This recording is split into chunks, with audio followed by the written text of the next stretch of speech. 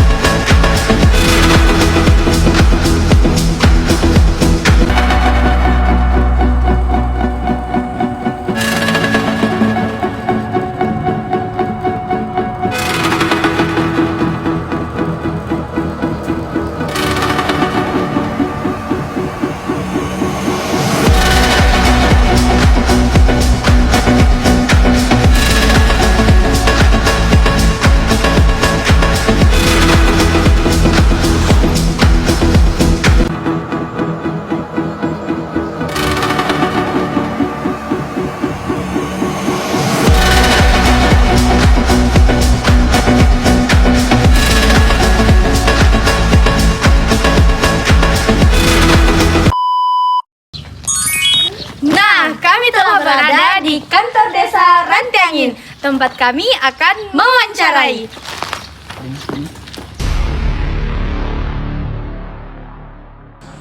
Assalamualaikum warahmatullahi wabarakatuh. Baik Pak, perkenalkan kami dari Sekolah SMA Negeri 14 Hulu Timur.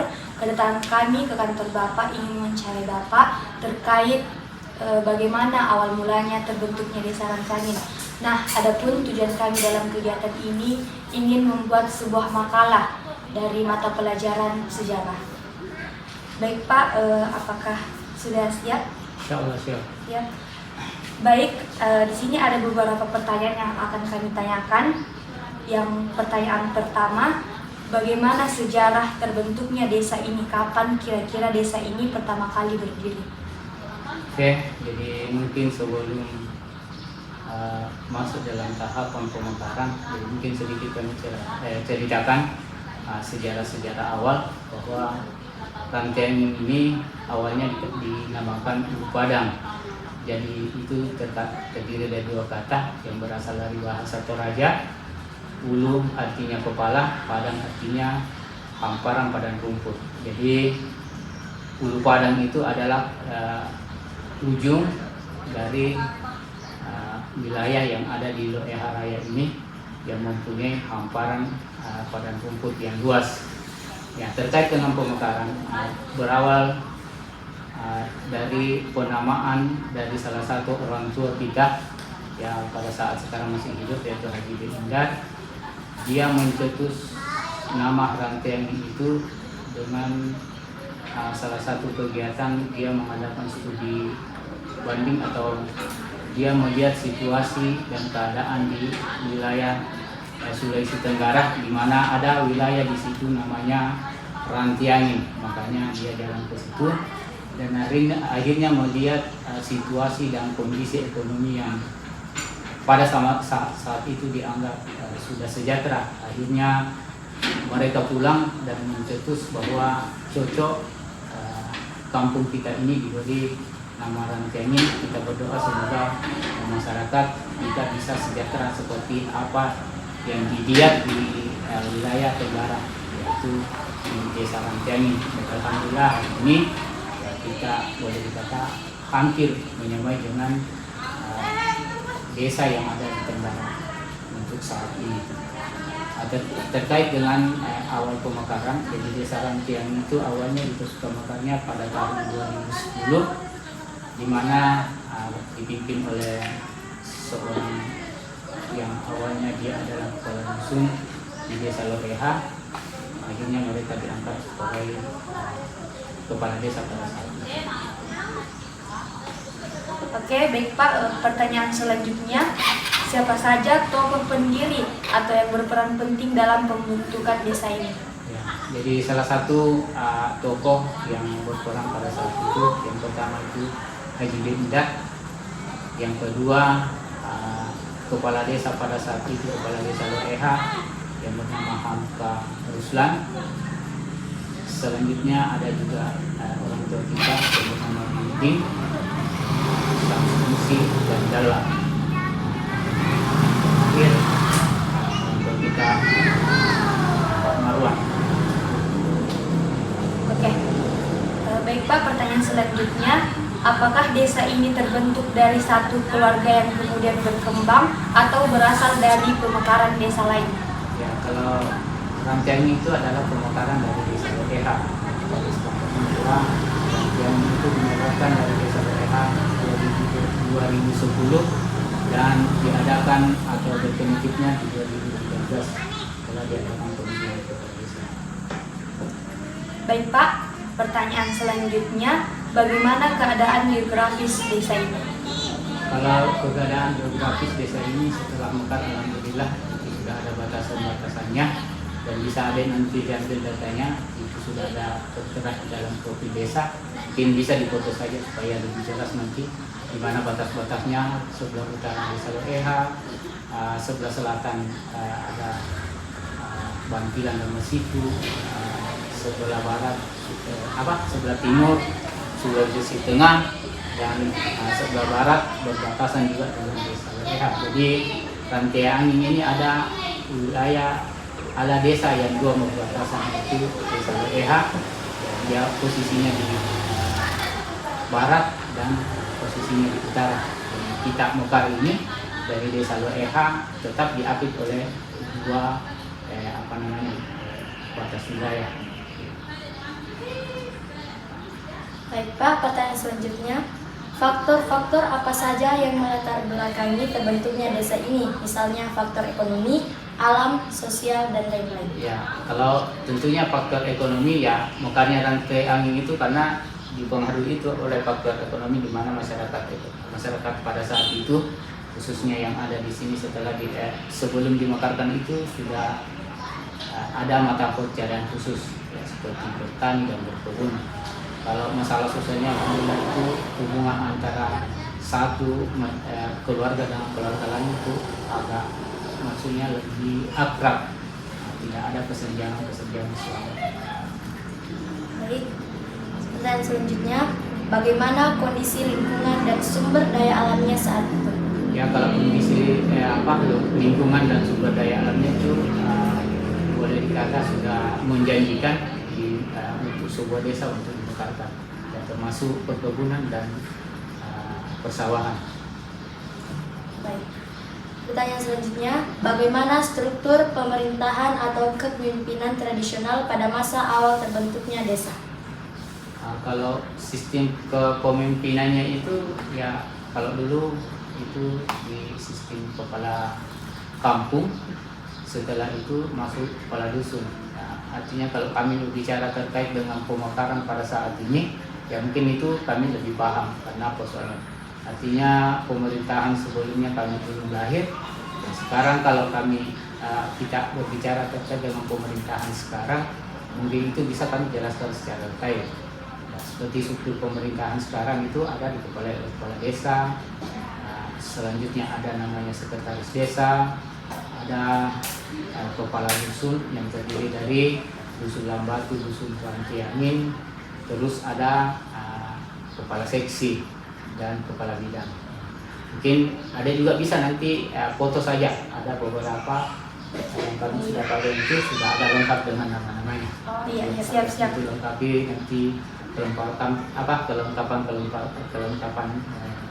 makalahnya. Iya, saya Pak. Baik Pak, pertanyaan selanjutnya, bagaimana proses awal masyarakat memulai permukiman di daerah ini? Kalau sejarah selama pemerintahan kami itu, kami sering bercerita dengan orang-orang pendahulu kita, termasuk orang-orang tua kita. Ya. Itu awalnya itu di sini itu ada namanya suku Padwe. Setelah itu maka berdatanganlah suku Toraja dan Bugis. Ya, Bugis ini rata-rata itu berdagang dan akhirnya mereka menetap di sini. Itu awalnya mereka. Tapi adik-adik mungkin kalau untuk lebih jelasnya untuk melengkapi terkait dengan sejarah-sejarah itu bisa kalau ada orang tua bisa kita cerita bagaimana. Mereka lebih paham daripada kami. Siap-siap. Baik, pertanyaan selanjutnya, apakah ada kejadian penting seperti imigrasi atau pemindahan yang menjadi awal mula terbentuknya desa ini?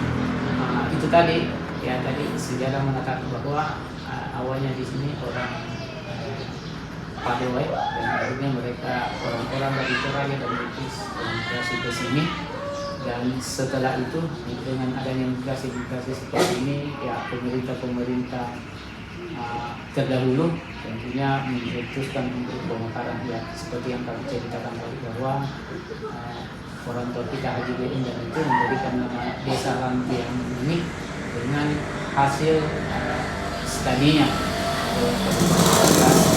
di mana tempat itu adalah tempat di mana ekonomi sudah maju dan masyarakatnya hampir dikatakan 80% sudah sejahtera. Akhirnya mereka mengambil nama itu Rantiangin menjadi salah satu nama desa ini. Jadi makanya sampai hari ini sudah ditentukan bahwa Padang itu diganti dengan Rantiangin. Baik, masuk ke pertanyaan selanjutnya, bagaimana cerita atau legenda yang berkaitan dengan awal mula desa ini?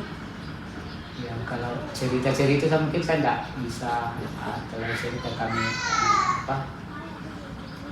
maksudnya kami ini keturunan beberapa, jadi mungkin terkait legenda-legenda itu kami tidak paham dan belum sampai hari ini tidak ada legenda-legenda yang diceritakan oleh orang tersebut.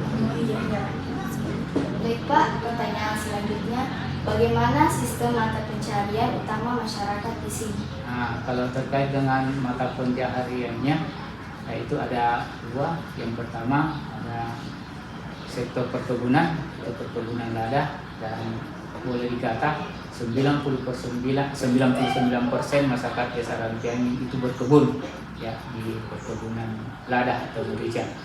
Terus ada juga di sektor pertanian atau persawahan. Kalau ini dari data atau kelompok yang kami ambil datanya dari Badan Penyuluh Pertanian Kecamatan Purwoti, itu sekitar kurang lebih 50% masyarakat desa Rantiangin yang melakukan kegiatan pertanian persawahan, dan ini petani ini cuma menggarap sawahnya untuk dikonsumsi bukan untuk dijual. Jadi ya untuk perkembangan ekonomi yang lebih utama itu adalah di sektor perkebunan lada. Nah, baik, bagaimana sistem kepercayaan atau pandangan hidup masyarakat pada masa itu?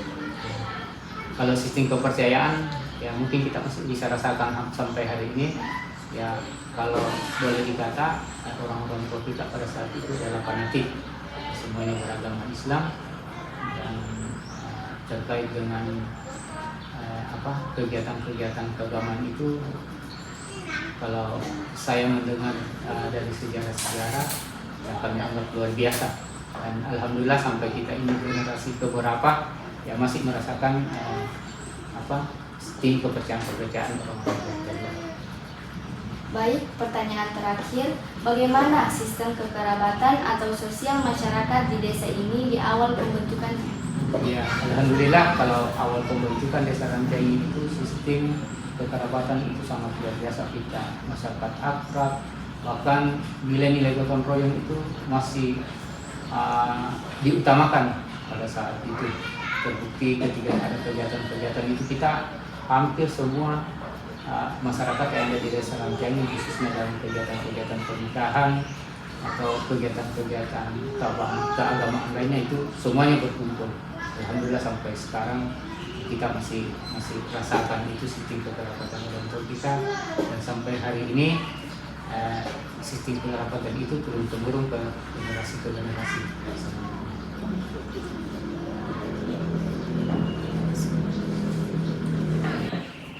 Baik Pak, terima kasih atas waktu dan perhatiannya, dan terima kasih banyak atas informasi-informasi yang telah diberikan. Nah, mungkin nanti kami akan datang kedua kalinya ke kantor ini untuk mendapatkan data-data yang ada di sini, Pak. Baik Pak, terima kasih banyak. Ya.